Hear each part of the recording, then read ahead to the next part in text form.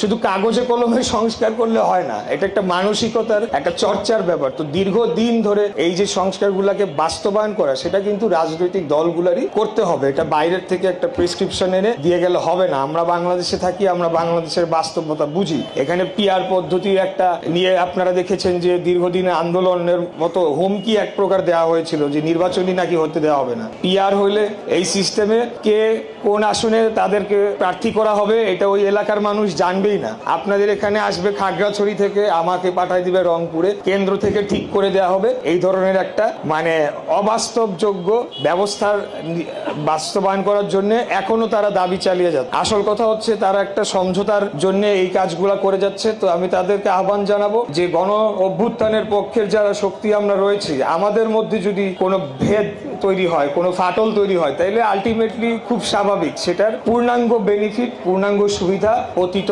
স্বৈরাচারী ফ্যাসিবাদ আওয়ামী লীগই পাবে। তাই আমি সবাইকে আহ্বান জানাবো যে আমরা যে উদ্দেশ্য নিয়ে এক দফা আন্দোলনকে বাস্তবায়ন করেছে বাংলাদেশের সাধারণ জনগণ, বুকের তাজা রক্ত ঢেলে দিয়ে সেই গণতন্ত্রকে আমরা প্রতিষ্ঠা করতে পারলেই আমি মনে করি যে সকল সংস্কারও হবে, সকল বিচার তো অবশ্যই হবেই হবে। আমরা তো হলাম সবচেয়ে বেশি নির্যাতিত, আমাদের থেকে বেশি তো আর কেউ নির্যাতিত কোনো রাজনৈতিক দল হিসেবে যদি বলতে পারে, কিন্তু সংখ্যার দিক থেকে বিবেচনা করলে কোনোভাবেই নয়।